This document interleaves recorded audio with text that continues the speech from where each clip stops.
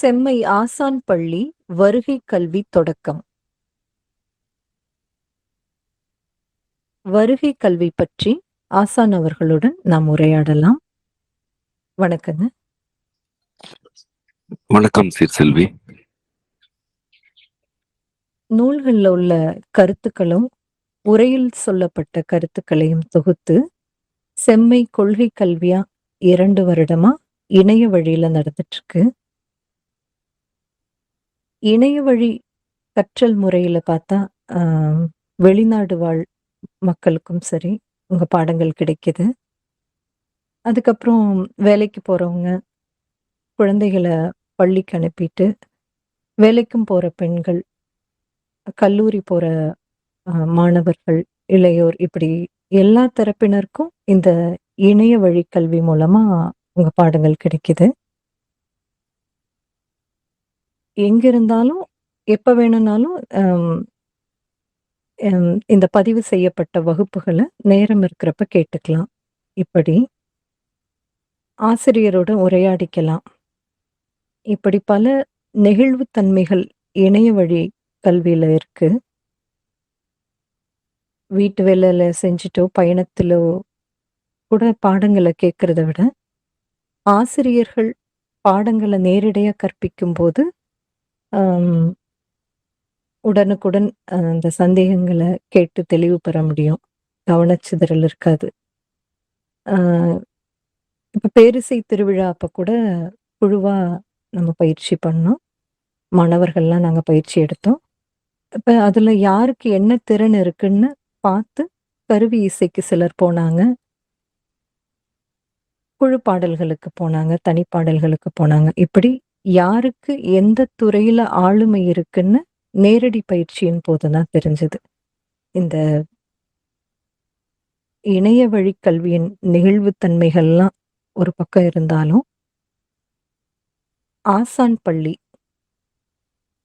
வருகை கல்விக்காக செம்மைவனமோ பயிலகமோ வரும்போது இங்குள்ள ஒழுங்குகள், இங்குள்ள பணிகள்ல ஈடுபட்டு ஒரு வாழ்வியலாக வாழும் வாய்ப்பு மாணவர்களுக்கு கிடைக்கும். அதுல எந்த ஐயமும் இல்லை. இந்த வருகை கல்வியை ஏன் தொடங்குறோம், எப்படி நடக்க போகுதுன்னு சொல்லுங்க. ஆசான் பள்ளியின் அமைப்பு எப்படி இருக்கும்னு சொல்லுங்க.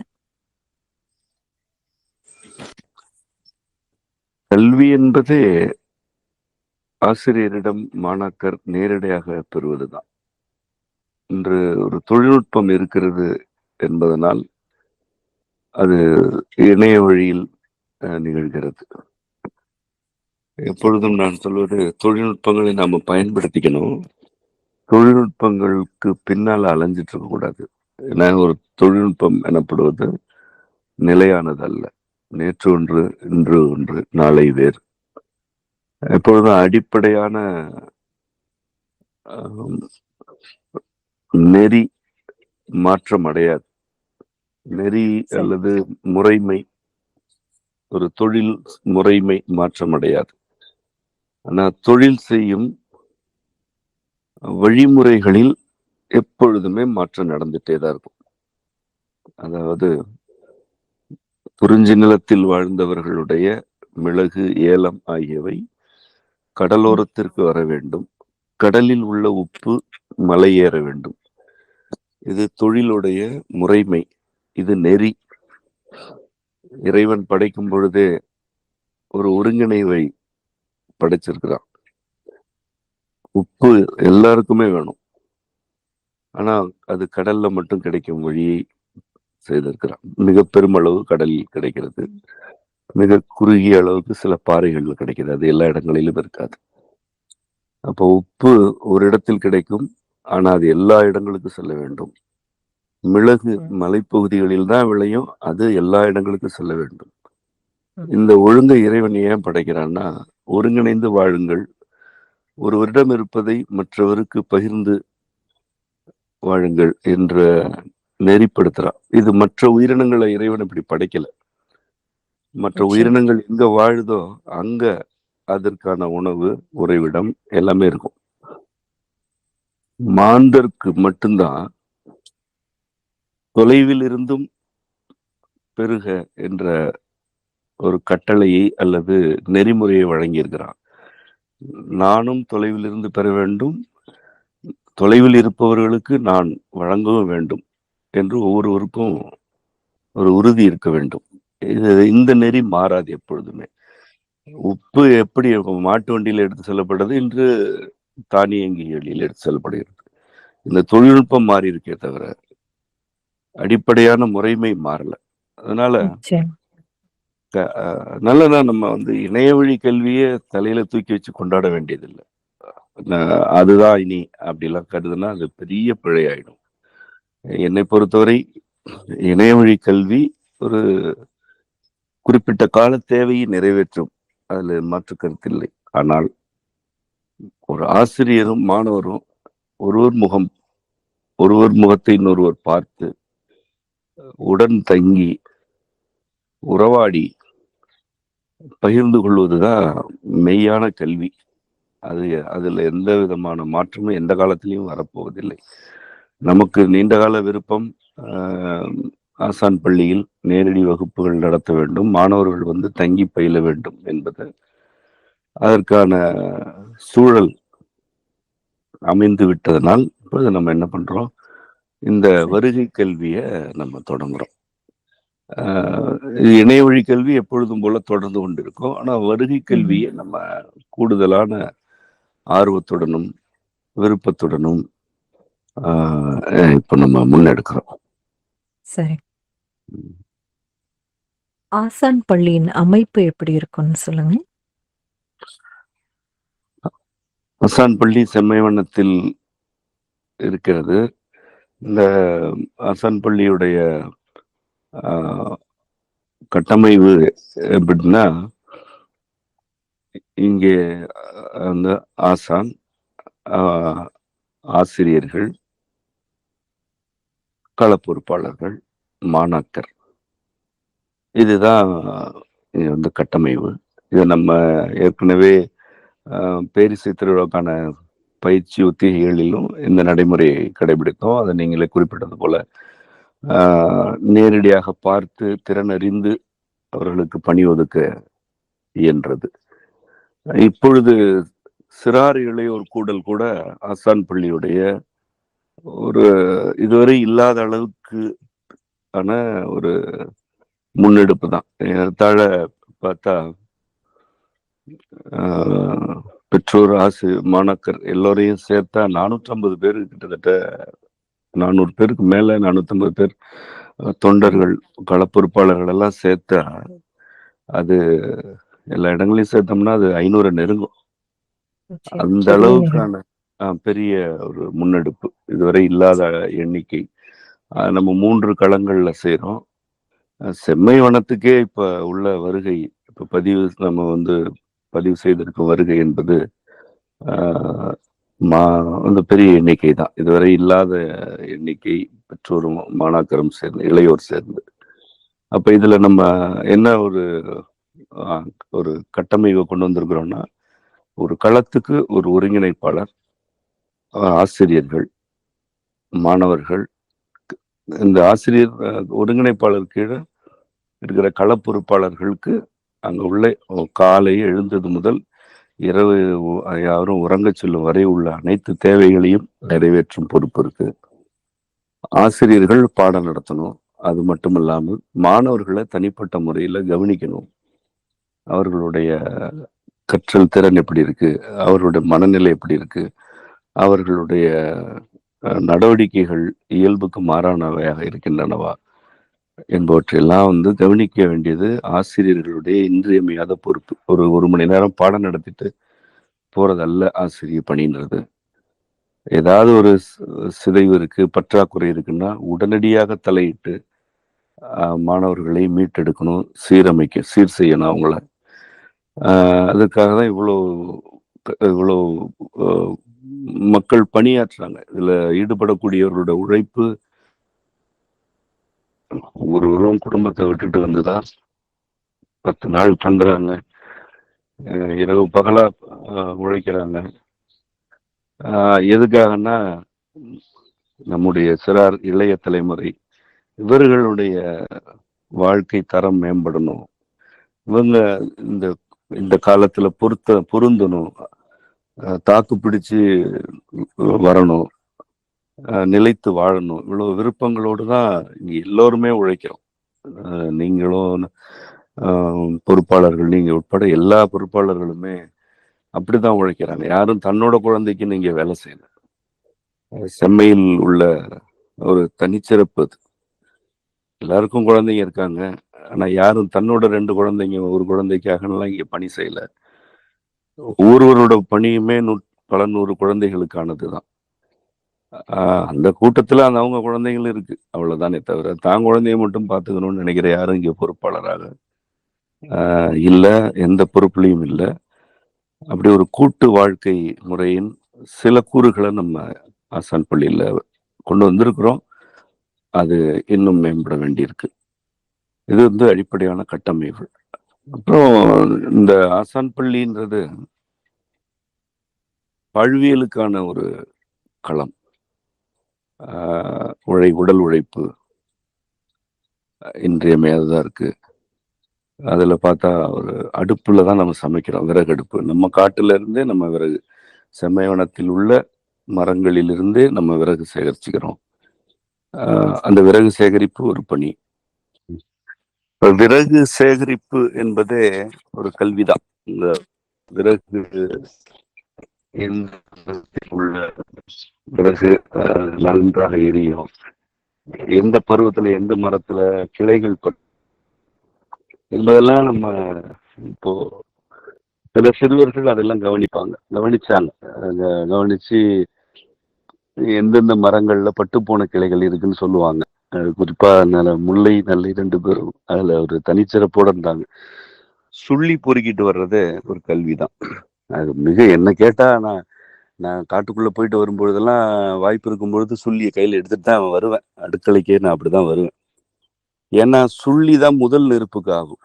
அதுக்கப்புறம் பெரு நெருப்புக்குள்ள எந்த விறகு எரியும். ஆனா எந்த பெருநெருப்பு எரியறதுக்கும் அடிப்படை சுள்ளி குச்சி தான். விரல் குச்சின்னு நான் சொல்லுவேன். அதை சுள்ளிலேயே ரொம்ப மெலிதா இருக்கிறது. ஆனா போட்டோன்னே எரியணும். அப்ப பார்க்கும் பொழுதே இந்த இந்த சுள்ளி எரியுமா, எரியாதா, முதல் நெருப்புக்குரியது இது அப்படின்னு பார்த்து நம்ம என்ன பண்ணுவோம், தேக்கு இலைகள் எல்லாம் ஒரு கொப்பரையில மூடி வைப்போம். சுள்ளி குச்சிகள் எல்லாம் கொப்பரையில மூடி பாதுகாத்து வைப்போம். எள்ளு இப்ப நம்ம அறுவடை பண்ணியிருக்கிறோம். அந்த எள்ளு செடிய, எள்ளு குச்சிகளை, அது எள்ளு சங்காயன்னு சொல்லுவாங்க ஊர்ல. அது வந்து உடனடியா தீப்பற்றக்கூடியது எள்ளு.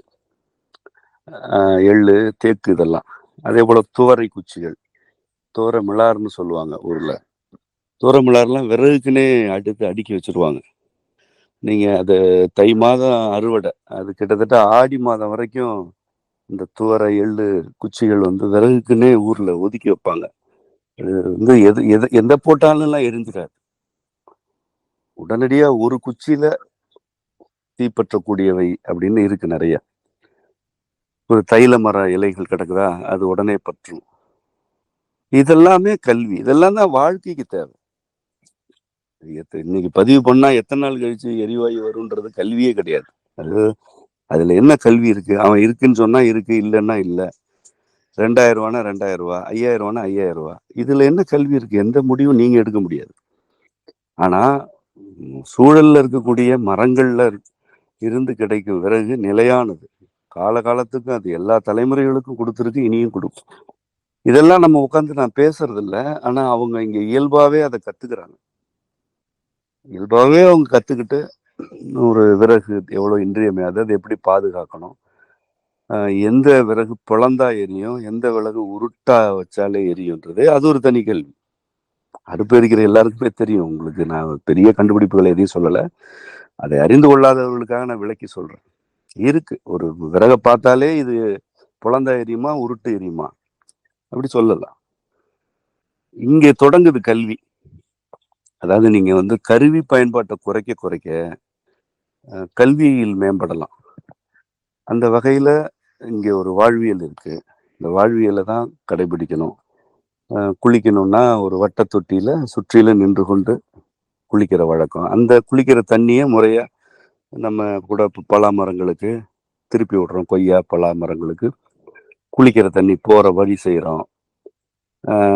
இங்க கூட அ பல இடங்கள்ல மாந்தோப்புல கூட ஒரு வட்ட தொட்டி தண்ணீர் ஒரு சில பாத்திகளுக்கு போறபடி வடிவமைச்சுட்டு தான் அந்த தொட்டியே போடுறோம். ஏன்னா, தண்ணி பாய்ச்சறதுன்னு ஒரு தனி வேலை இருக்கக்கூடாது. குளிக்கிறோம். அவ்வளோ தண்ணி போகுது. அந்த தண்ணி மரங்களுக்கு போணும். அந்த மாதிரி இடத்துல தொட்டிய போடணும். அந்த இடத்துல இருந்து வாய்க்கால் எடுத்து அந்த தண்ணி பாயணும். இதெல்லாமே கல்வி. இதெல்லாம் இணைய வழியில கிடைக்குமா? ஒரு இடத்துல போய் நம்ம தங்கி பயில்கிறோம் என்றால், அந்த இடத்துல ஏதோ ஒண்ணு இருக்கும். அத கத்துக்கணும் நம்ம. அதனால சமயவனத்துல இப்படி எங்க நீங்க நடந்தாலும், எது செஞ்சாலும் அதுல ஒரு கல்வி இருக்கும். அ ஒரு நிச்சயம். ஆமா. அதத்தான் நம்ம நேரடியா வருகை கல்வியில மக்கள் பெற வேண்டியதுன்னு நான் புரிஞ்சுக்கிறேன். இல்லன்னா அது ஒரு நூல் படிச்சா போதும். அதுக்கு ஏன் வரணும்? இதுதான் இங்க தங்கி அ இப்ப இங்க இருக்கக்கூடிய நடைமுறைகள புரிந்து கொண்டாலே அது கல்விதான்னு புரியும். மாடுகள் இருக்கு. நம்ம நெறைய வச்சிருந்தோம். அப்புறம் அத பராமரிக்க முடியாம குறைச்சுட்டோம். 2 சரி. மாடு கறக்குதுன்னா, அந்த 2 மாடு இப்ப சிறுவர்களே கறக்க கத்துக்கிட்டாங்க. கொஞ்சம் பெரியவர்களும், பொறுப்புல இருக்கிறவங்களும் இப்ப கறக்குறாங்க. அப்ப எந்த மாடு க்கு என்ன எப்படி எப்படி கறக்கும்? இப்ப சிறுமிகளே பார்த்தீங்கன்னா, மரபுக்கல்வி சிறுமிகள்லாம் அவங்க பால் கறக்கும்போது பாட்டு பாடிட்டே கறக்குறது நம்ம நம்ம அங்க போனா அற்புதத்துல அந்தாதி பாட்டு தான் பாடுங்க அதுங்க. பல நேரம். சரிங்க.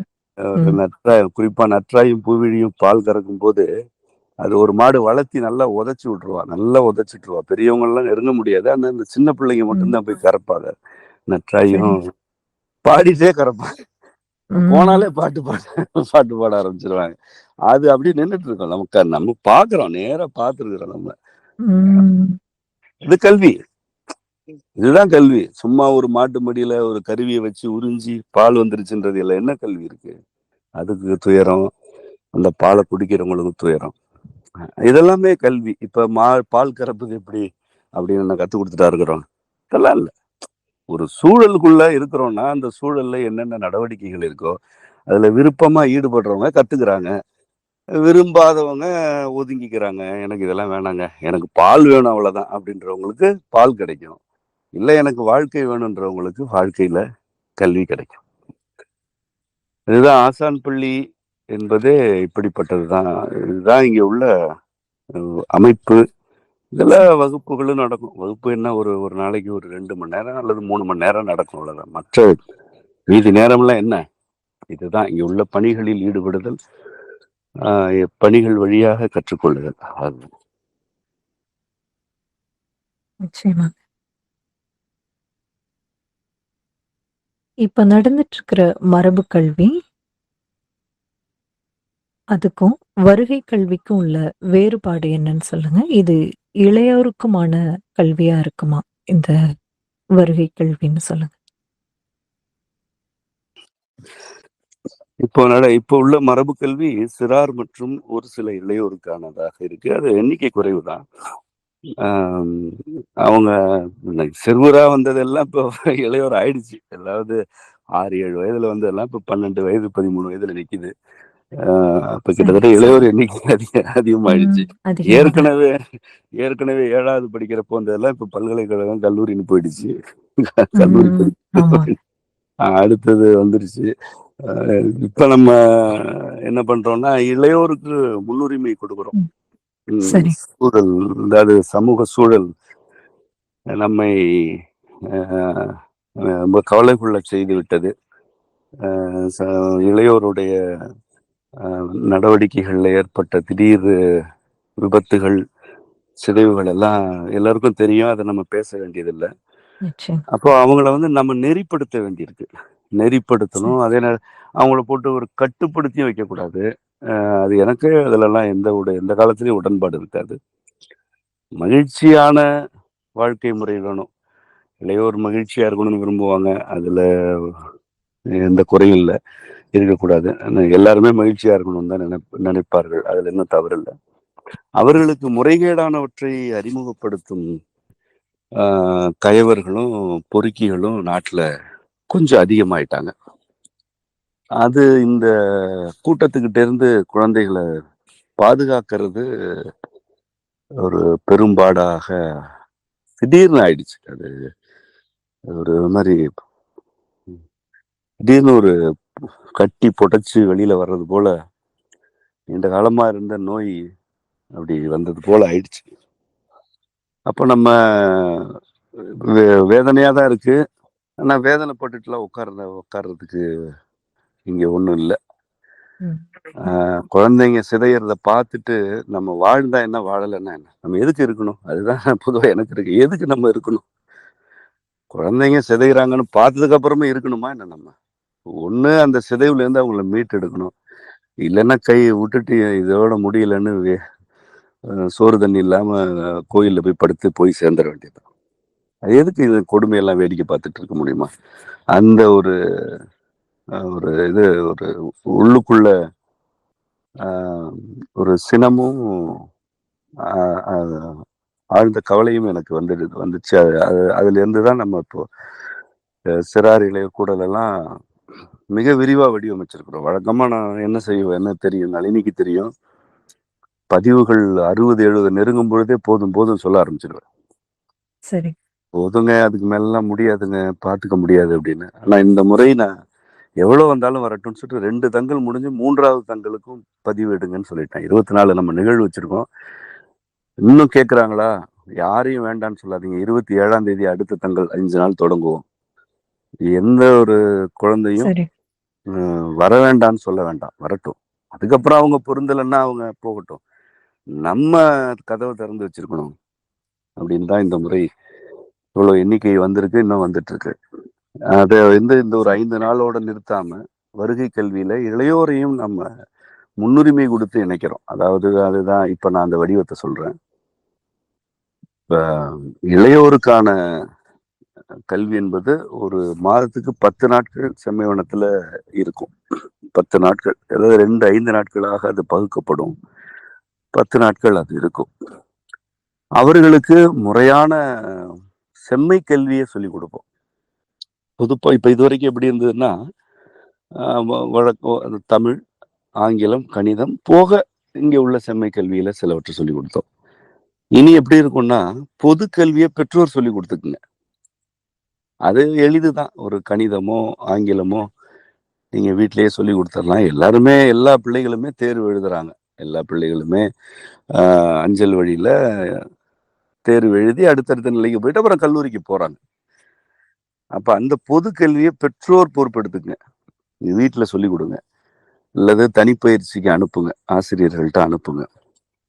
இங்க வந்தா ஆசான் பள்ளியோட கல்வியை கத்துக்கிட்டவங்க அதற்கு மாதம் ஒரு 10 நாள் அவங்க வந்து தங்கி படிச்சுட்டு போகட்டும். மீதம் உள்ள நாட்கள்ல பொது கல்வி படிக்கட்டும், நம்முடைய பாடங்களையும் படிக்கட்டும். அதுக்கு நிறைய வீட்டு பாடம் கொடுப்போம். சில வேளைகள்ல இணைய வழியில கலந்துரையாடல் வைப்போம். சும்மா கண்டு காணாம இருக்க மாட்டோம், ஒரு தொடர்ச்சி வச்சிருப்போம். அவர்களுக்கு ஆசான் பள்ளியின் கல்வி தொடர்ந்து 10 நாட்களுக்கு இருக்கும். இதுதான் மாற்றம். முன்ன எப்படி இருந்ததுன்னா அவங்க 20 நாள் இருப்பாங்க. ஆனா பொதுக்கல்வி கொஞ்சம் கூடுதலா கவனம் செலுத்துவோம். இப்ப எல்லாம் வளர்ந்துட்டாங்க பிள்ளைங்களும். அவங்களுக்கு அடிப்படையான ஆங்கிலம், கணிதம்லாம் ஓரளவுக்கு தெரியுது. இப்ப நம்ம தனிப்பட்ட துறை அடிப்படையிலான கல்வியை கொடுக்க வேண்டிய சூழல் வந்துருச்சு. ஏற்கனவே இருக்கிற குழந்தைகள் மட்டும் இல்ல, புதிய வருகையும் இதில் இணைக்கப்படும். அவர்களுக்கு இப்படி நம்ம ஒரு செம்மை துறைகளுடைய கல்வியை அவர்களுக்கு நம்ம கற்றுக் கொடுப்போம். இதுதான் முன்னைக்கும் இப்ப இருக்கிறதுக்கும் உள்ள மாற்றம். வருகை கல்வியின் பாடத்திட்டம் பற்றி சொல்லுங்க. வருகை கல்வி முதல் நிலையில் அடிப்படை கல்வியாக பகுக்கப்பட்டிருக்கு. அதாவது நம்மகிட்ட இருக்கிற நூல்கள் எல்லாவற்றையும் ஒரு 6 துறைகளாக நம்ம இப்போ வந்து ஒரு வகைப்படுத்தி வச்சிருக்கோம். சரி. ஒன்று வந்து மனம், வாழ்வியல் தொடர்பான ஒரு அகக்கல்வி, அகம் சார்ந்த கல்வி இருக்கும். ஒன்று இறைத்தமிழ், நம்முடைய தமிழ் கல்வி, தமிழ் பற்றிய ஆழ்ந்த இலக்கண கொள்கைகள் இடம்பெற உள்ள கல்வி, இசை, அண்டம், பேரண்ட கொள்கை, உயிரின தோற்றம், இவை எல்லாவற்றையும் தொகுத்து அது ஒரு கல்வியா இருக்கும். அதுக்கப்புறம் செங்கலை வடிவியல், கோயில் கட்டுமானம், நம்முடைய கட்டிடக்கலை, மரபு கட்டிடக்கலை, இது எல்லாத்தையும் தொகுத்த கல்வி, அது ஒண்ணு இருக்கும். அப்புறம் முப்பொருள், வாதம் பித்தம் கபம், அதுல வந்து உடல் நலத்திற்குரிய கொள்கைகள் கொண்ட கல்வி. அப்படி 6 கூறுகள் நம்முடைய ஒரு கல்வி முறையாக வடிவமைக்கப்பட்டிருக்கு. இப்ப நம்ம என்ன செய்யறோம்னா, முதல் 3 மாதங்கள், அதுல வந்து ஒரு மாதத்திற்கு 5 நாட்கள் வந்து தங்கணும். அப்ப மொத்தமே 15 நாட்கள் தான் அவங்க தங்குவாங்க. இந்த 15 நாட்கள்ல மாதம் 5 நாள் என்ற வகையில் 3 மாதங்களுக்கு இந்த 6 பாடங்களுடைய அடிப்படைகளை அறிமுகப்படுத்துவோம். இதுல வெறும் அறிமுகம் தான் இருக்கும். மனம், வாழ்வியல், அகக்கல்வின்னு நம்ம வச்சுக்கோமே, அகம்னா என்ன என்ற அறிமுகம் இருக்கும். தமிழ் அடிப்படை இலக்கண அறிமுகம் இருக்கும். இசை அடிப்படை அறிமுகம் இருக்கும். முப்பொருளோட அடிப்படை அறிமுகம், பேரண்ட கொள்கைகள், உயிரின தோற்றத்தோட அடிப்படை அறிமுகம், செங்கலை வடிவியலோட அடிப்படை அறிமுகம். இந்த 6 அதுல அறிமுகப்படுத்தப்படும் இந்த 3 மாதங்களில். இதன் பிறகு இதுக்குதான் இப்ப நம்ம வருகை கல்வியை சேர்க்கை தொடங்குறோம். இதன் பிறகு இந்த 6ல இருந்து ஏதாவது ஒன்றையோ 2ஐயோ மாணவர்கள் தேர்வு செய்து கொள்ளலாம். இப்ப நான் 6 அறிமுகம் நான் பார்த்துட்டேன், எனக்கு திறன் இயல்பா அதுல இருக்கு, நான் அதுக்கு போறேன்னு எதையோ ஒன்றையோ அல்லது 2ஐயோ அவர்களுடைய விருப்பம், நேரம் ஒதுக்கும் நிலையை பொறுத்து முடிவு எடுத்துக்கலாம். அப்ப தனித்துறைக்கு போயிடுவாங்க. அப்ப அந்த தனிப்பட்ட துறை மேம்பாட்டு கல்வி அதுல இருந்து தொடங்கிடும். அதுக்கு ஒரு குறுகிய எல்லையே சொல்ல முடியாது. ஒவ்வொரு துறையுமே ஆழமான கொள்கைகள்ல இருக்கு. அது எவ்வளவு காலம் போகும்னு இப்ப நம்ம சொல்ல முடியாது. ஆனா 2வது பருவத்துல அவங்க துறை தேர்ந்தெடுத்துக்குவாங்க. இதுதான் இப்பொழுதுக்கு இருக்கக்கூடிய பாடங்களை பற்றிய அறிமுகம். இப்ப இந்த 6ம் 5 நாட்களில் ஒரு தங்கல்ல சொல்லிக் கொடுக்கப்படும். இதுக்கு ஆசிரியர்கள் இருப்பாங்க. 6 துறைகளையும் அறிமுகப்படுத்தி 5 நாட்களில் ஒரு தங்களுக்கு சொல்லிக் கொடுப்பாங்க. அதுல வீட்டு பாடம் கொடுப்பாங்க. இடையில் இணைய வழியில ஏதாவது உரையாடல்கள் இருக்கும். அதுல கேள்விகள் இருந்தாலும் கேட்டுக்கலாம். மறுபடியும் அடுத்த மாதம் 5 நாட்கள் வந்து தங்கணும். இப்படி 3 முறை அவங்க தங்கினாங்கன்னா அறிமுகப்படுத்திக்குவாங்க இந்த கல்வி முறையை. இதுதான் இதுதான் பாடத்திட்டம். அடுத்ததாக இதுல ரொம்ப இன்றியமையாது, இதுல வந்து வயது வேறுபாடு கிடையாது. ஒரு 13 வயது 12 வயது விவரமான ஒரு இளையோர் இருக்காங்கன்னா அவங்களும் இதுல சேரணும்னு நான் சொல்லல, விருப்பம், அவங்களும் இதுல இருக்கணும்ன்ற என்னோட விருப்பம். 60 வயது உள்ளவங்களும் சேரலாம். ஏன்னா இது அடிப்படை தான், 2 பேருக்குமே அது புதியது. பொதுவாகவே இந்த 12 13 வயதுல உள்ளவர்கள் எளிதா புரிஞ்சுக்கிறாங்க. வயது அதிகமாக ஏற்கனவே சேகரித்த அறிவு இருக்கிறதுனால புரிதல்ல ஒரு தடை ஏற்படும். இளையோரை பொறுத்த வரைக்கும் அவர்கள் முன்முடிவு இல்லாம பார்ப்பாங்கன்றதுனால அவங்களும் எளிதாவே கத்துக்குவாங்க. அதனால இந்த வருகை கல்வியின் முதல் பருவம் இளையோர் மற்றும் பெரியவர்களுக்கானது. இதுதான் இப்போதைய தொடக்கம். இந்த வருகை கல்வியில உடனடியா தொடங்க இருக்கும் பாடங்களை பற்றி சொல்லுங்க. வருகை கல்வியில் நாம 3 பாடங்களை உடனடியாக தொடங்குகிறோம். அதாவது இப்போ ஜூன் 1ஆம் தேதியிலிருந்தே தொடங்குறோம். அவை ஐநெறி, திருக்குழந்தை, இசை. ஐநெறி நூல் இருக்கு, தெரியும், பலருக்கு அது தெரியும்.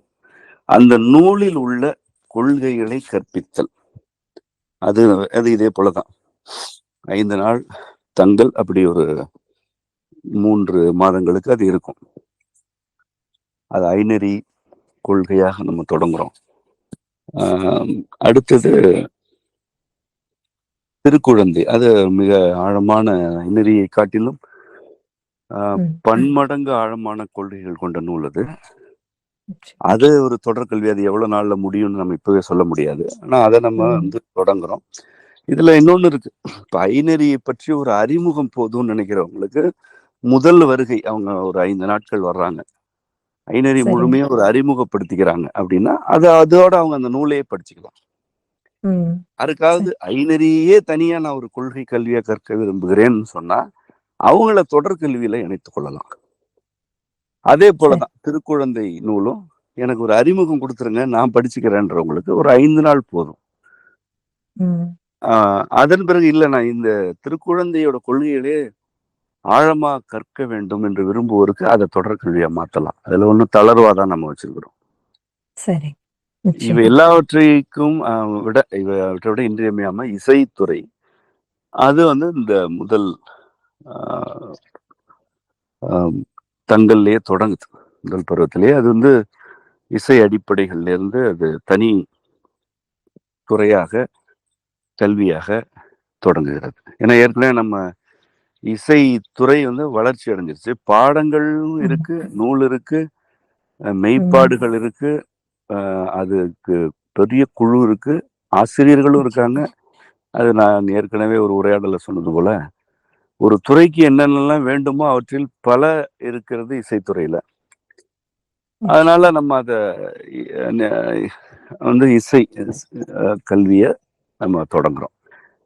அதாவது இசை, ஐநெறி, திருக்குழந்தை, இந்த 3ம் ஜூன் மாதம் 1ஆம் தேதி முதலே தொடங்கும். இதில் இளையோரும் பெரியோரும் பாகுபாடின்றி பங்கேற்கலாம். 6 கூறுகள் கொண்ட அடிப்படை கல்வி. இன்னும் 1 மாதம் கழித்து, அதோட தேதி நம்ம அறிவிச்சிருவோம். 1 மாதம் கழித்து அதுவும் தொடங்கிடும். அது பாட நூல்கள் கொஞ்சம் தொகுக்க வேண்டியிருக்கு, அதனாலதான் இந்த அவகாசம் தேவைப்படுது. அதுவும் தொடங்கிடும். அது என்ன, இந்த ஐநெறி திருக்குழந்தை இசை தொடங்கி ஒரு 25-30 நாட்கள்ல அதுவும் தொடங்கிடும். இப்போ அதுல ஈடுபடணும், ஆனா எனக்கு இதுலயும் விருப்பம் இருக்குன்னு யாராவது நினைச்சாங்கன்னா அது ஒண்ணும் இல்ல, இந்த ஐநெறி திருக்குழந்தையோட அறிமுக வகுப்புகளுக்கு கலந்துகிட்டு போயிடலாம். இது போதுன்ட்டு அப்புறம் நீங்க நேரா அடிப்படை கல்விக்கு சேர்ந்துக்கலாம். அப்படி செய்து கொள்ளலாம். ஐநெறி திருக்குழந்தை 2ம் ஒரே 5 நாட்கள்ல தான் நடத்துறோம். இப்ப யாருக்காவது 2லயும் இருக்கணும்னு நினைச்சாங்கன்னா காலையில ஐநெறி நடக்கும், மாலையில திருக்குழந்தை நடக்கும்னா ஒரு தங்கல்ல 2 பாடங்கள்லயும் அவங்க பங்கேற்கலாம். இல்ல நான் ஐநெறி மட்டும் போதுன்றவங்க அதை முடிச்சிட்டு அடுத்த வேலையை பார்க்கலாம். திருக்குழந்தை மட்டும் போதுன்னா அதை முடிச்சிருது. அது 2-5 நாட்களா இருக்காது. ஏன்னா மக்களுக்கு போக்குவரத்து அலைச்சல் இருக்கக்கூடாது, நமக்கும் வேற பணிகளில் ஈடுபடணும். அப்போ ஒரு 5 நாள்லயே நம்ம என்ன செய்யறோம்னா 2 பாடங்களையும் வைக்கிறோம். 2லயும் சேர்ந்துக்கலாம், தனித்தனியாவும் சேர்ந்துக்கலாம்.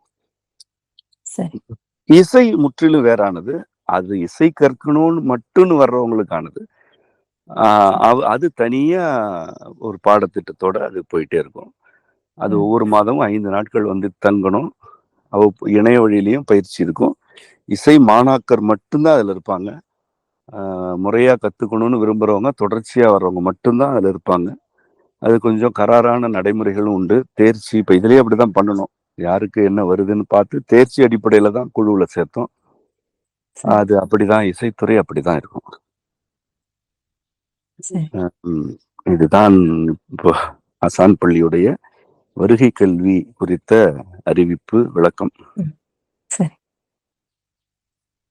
இப்போ ஐநெறி வகுப்பு பாத்தீங்கன்னா இணைய வழியில் எடுத்தீங்க, நூல் வந்தது, ஆசிரியர்களும் ஐநெறி பற்றி வகுப்பெடுத்தாங்க, கலந்துரையாடலும் நடந்தது, செவ்வி உரையாடலும் 5-6 உரையாடல் கூட இருந்தது.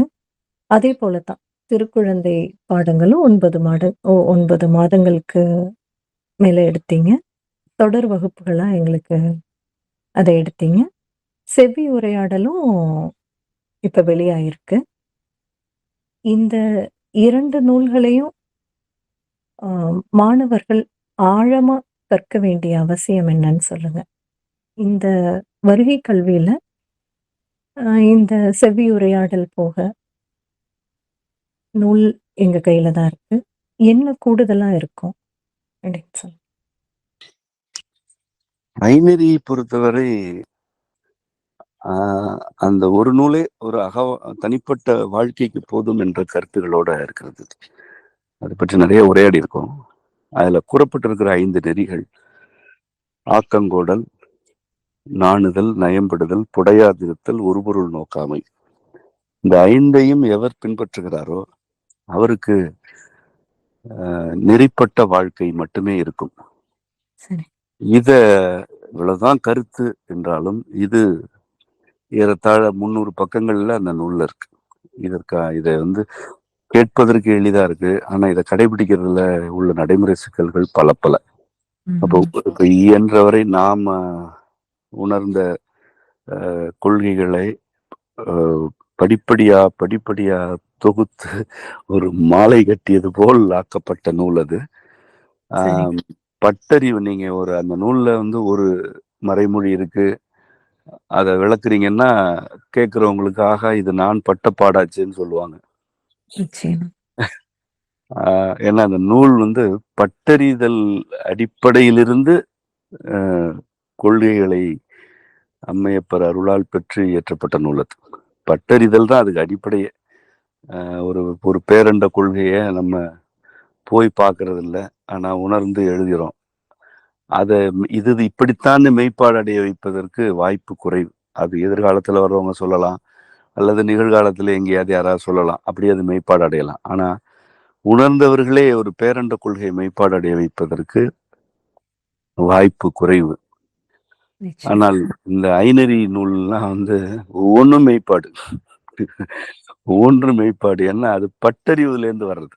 பட்டறிவு, பட்ட பாடுகளிலிருந்து, செய்த தவறுகளிலிருந்து கற்றுக்கொள்ளுதல். அது தவறுகள், நான் செய்த தவறுகள், பிறர் செய்த தவறுகள், குற்றங்கள், பாவங்கள் எல்லாத்திலிருந்து கிடைக்கிற கல்வி என்பதனால அதுல ஒவ்வொருவருடைய வாழ்க்கையிலையும் உள்ள பட்டறிவு அந்த நூல்ல இருக்கும். ஆகவே அதனை அவர்கள் நூலா படிச்சா போதும் தான், நிச்சயமா போதும். கூடுதல் விளக்கத்தோடு அதனை கற்றுக்கொள்ள வேண்டும் என்று விரும்பினாங்கன்னா அதுக்கு அவர்களுக்கு இது துணையா இருக்கும், வழிகாட்டியா இருக்கும். ஆசிரியர்கள் அதுல உரையாடும் பொழுது பல்வேறு கருத்துக்களை சொல்லுவாங்க. ஒரு கலந்துரையாடல் நிகழும் பொழுது கூடுதல் தெளிவு கிடைக்கும். ஏற்கனவே சொன்னது போல ஒரு ஆசான் பள்ளின்றது பாடத்தை காதுல ஓதி அனுப்புற இடம் இல்ல. ஒரு இப்போ இலை கொட்டி கிடக்கு, கூட்டணும். நம்ம உங்களுக்கே தெரியும், செம்மைவனத்துல கூட்டுறதுக்கே 15 பேர் வேணும். ஏன்னா எங்க பார்த்தாலும் மரம், இலை கொட்டி கிடக்கும். காலைல எழுந்திரிச்சு ஆளாளா குழுவா பிரிஞ்சு கூட்டுவாங்க. ஒரு சிலர் கோலம் போடுவாங்க. இதெல்லாமே கல்வி தானே. இதெல்லாமே கல்விதான். ஒரு இடத்த தூய்மையா வச்சுக்கணும், காட்டுக்குள்ள வாழணும், அதோடைய இடர்களையும் களைய தெரியணும். மரமே இல்லைன்னா இலை கொட்டாது. ஆனா மரமே இல்லாத ஒரு வாழ்க்கையை தேர்வு பண்ணி என்ன ஆயிடுச்சு, மக்கள் படுற பாடு பார்க்குறோம். அது ஒரு இயற்கை சூழலோடு இயைந்து வாழும் பொழுது பணிகள் அதிகமா இருக்கும், உழைப்பு அதிகமா தேவைப்படும். அந்த உழைப்பு உரிய கல்வியும் கிடைக்கணும். இவ்வளவு உழைக்கிறோம், ஒண்ணுமே கத்துக்கலன்னு இருக்கக்கூடாது. அது ஆசான் பள்ளின்றது காலகாலமாகவே நமக்கு அப்படிப்பட்டதா தான் இருந்திருக்கு. அதனாலதான் இதெல்லாம் ஒரு வருகை கல்வியில பொருத்தமா இருக்கும் நம்ம சொல்றோம். திருக்குழந்தை நூலை பொறுத்த வரைக்கும் அது யாராவது கற்பிக்காம அது அவ்வளவு எளிதா புரியாது. ஐநெறி அப்படி இல்லை. திருக்குழந்தை நூலுக்கு நிச்சயமா ஒரு கற்பித்தல் தேவைப்படுது. இதுல அது ஒரு 2 அடி எடுத்து வைப்போம், அதுக்கப்புறம் காலை வச்சோம்னா அது 100 அடி ஆழத்துக்கு கூட்டு போயிடும். அதுக்கப்புறம் இவ்வளவுதான் பார்த்தா இன்னொரு 50 அடி கீழே கூட்டிட்டு போகும். இவ்வளவு ஆழமானா அது கரையில கொண்டு போடும். அது ஒரு சுழலுக்குள்ள நுழைஞ்சிட்டா எப்படி இருக்குமோ அப்படி இருக்கும் இந்த நூலுக்குள்ள நுழைஞ்சா. அது எளிமையா இருக்கும். அவ்வளோ எளிதா, எளிமையான நீங்க வியக்கும் பொழுதே அது மிக மிக கடினமானது. புரிஞ்சுக்க முடியலையேன்னு தவிக்க வைக்கும். ஐயோ! நிச்சயம். இது புரியாது போல இருக்குன்னு நினைக்கிறப்ப அது எளிமையா வந்து நிக்கும். அது அப்படி ஒரு ஏன்னா அது அப்படிதான் அந்த சுழல், பின்னல், பின்னுமை வடிவமே அப்படிப்பட்டதுதான். இந்த வடிவமே ஒரு புறத்தில் எளிமையை கொடுக்கும். ஆழத்துல அது அது கற்பனைக்கு அப்பாற்பட்ட ஒரு செறிவோடையும் ஈர்ப்போடையும் இருக்கும். இந்த திருக்குழந்தை என்பதே அதுதானே. அதனால அந்த நூலோட நிச்சயம். கொள்கைகள் எல்லாம் எளிமையாவும் இருக்கும், கடினமாவும் இருக்கும். அப்ப அதுல வந்து ஆசிரியர்கள் தேவைப்படுவோட வழிகாட்டல் தேவைப்படுது. அதை கற்றுக்கொள்ள ஒரு மாந்தர்களுடைய மாந்தர் என்ற இனம் எப்படி, உயிரினம் எப்படி தோன்றியது, அதுல ஆண்மைன்னா என்ன, பெண்மைன்னா என்ன, மாந்தரை வழி நடத்துதல்னா என்ன, வேலன், முருகன், செய்யோன் என்பவர்கள்லாம் என்ன செஞ்சாங்க, வரலாறா இருக்காது, கொள்கையா இருக்கும்.